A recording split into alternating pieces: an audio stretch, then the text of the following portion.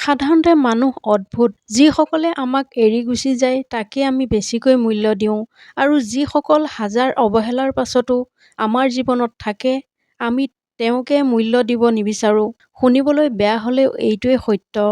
আমি কাৰোবাক যিমান মৰম ভালপোৱা সন্মান যিমানেই নিদিওঁ কিয় স্বাৰ্থপৰেই থাকিব। কিয় জানে, কিছুমান মানুহ আছে যাৰ স্বভাৱ কেতিয়াও সলনি নহয়। কিছুমান মানুহক ৯৯টা দিন উপকাৰ কৰিব পাৰিলেও যদি আপুনি এদিন উপকাৰ কৰিব নোৱাৰে তেতিয়াহ'লে সেই এটা দিনেই মনত ৰাখিব, বাকী ৯৯টা দিন পাহৰি যাব। জীৱন কি জানেনে? জীৱনত সকলো সপোন সঁচা নহ'ব বুলি জানিও জীয়াই থকাটো হৈছে জীৱন। সম্পৰ্কৰ কাৰণে অৰ্থ নহয়, অলপ বিশ্বাসৰ প্ৰয়োজন। ভালপোৱাৰ কাৰণে ৰূপ নহয়, এটা সুন্দৰ মনৰ প্ৰয়োজন।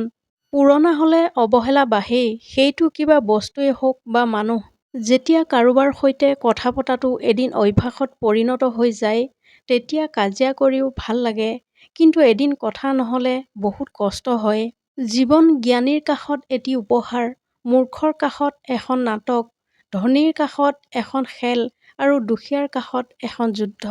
মানুহে ডুবি গ'লে পানীক দোষ দিয়ে, উজুতি খালে শিলগুটিক দোষ দিয়ে, কৰ্মৰ দোষ ভাগ্যক দিয়ে, কিন্তু নিজৰ দোষ কেতিয়াও দেখা নাপায়। জীৱনত যিমানেই ভাল কাম কৰক আপোনাক চবে পাহৰি যাব, কিন্তু এটা বেয়া কাম কৰি চাওকচোন, মুহূৰ্তৰ ভিতৰতে ৰেকৰ্ড হৈ যাব। এয়াই বাস্তৱতা। মন বেয়া থাকিলে শান্তি বিচাৰি গোটেই পৃথিৱী ঘূৰিলেও আপুনি অশান্তিয়েই পাব। জীৱনত সকলোতকৈ ডাঙৰ চেলেঞ্জ হৈছে নিজৰ কাষত নিজেই জিকা। ভালে থকাটো যেনেকৈ চিৰস্থায়ী নহয় তেনেকৈ বেয়া থকাটো চিৰস্থায়ী নহয়, মাজত মাথো ধৈৰ্য্যটো ৰাখিব লাগে। জীৱন সৰু, গতিকে বেয়া চিন্তাবোৰ বাদ দিয়ক আৰু ভাল কাম কৰি যাওক। যি আপোনাক গুৰুত্ব নিদিয়ে তাক গুৰুত্ব দিবলৈ বাদ দিয়ক। এজন মানুহৰ বেয়া সময় চিৰস্থায়ী নহয়, বেয়া সময় পাৰ হৈ ভাল সময় আহিবই। সেয়েহে ধৈৰ্য্য ধৰক আৰু কৰ্ম কৰি যাওক। আৰু তাকে গুৰুত্ব দিয়ক যি সকলো সময়তে আপোনাৰ কাষত আছে।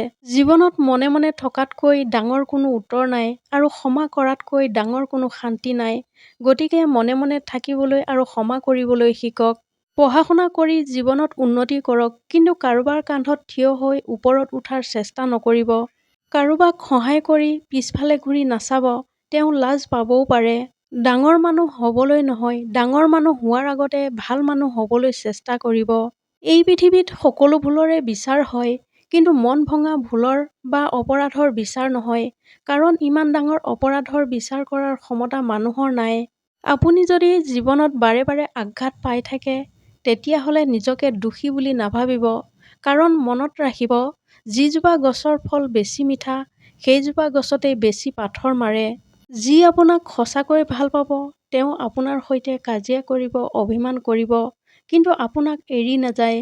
সুখে কেৱল আনন্দহে দিয়ে, কিন্তু কষ্টই দুখৰ লগতে শিক্ষাও দিয়ে। যিসকলে নিজক লৈ ব্যস্ত থাকে তেওঁলোকে কেতিয়াও আনৰ দুখ উপলব্ধি কৰিব নোৱাৰে। দৰকাৰ হ'লে অকলেই থাকক, কিন্তু মিছা হাঁহি, মিছা আশা, মিছা ভালপোৱা এইবোৰৰ পৰা দূৰত থকাৰ চেষ্টা কৰিব। এনেধৰণৰ মটিভেশ্যনেল ভিডিঅ' পাই থাকিবলৈ মোৰ চেনেলটো ছাবস্ক্ৰাইব কৰিবলৈ নাপাহৰিব। ধন্যবাদ।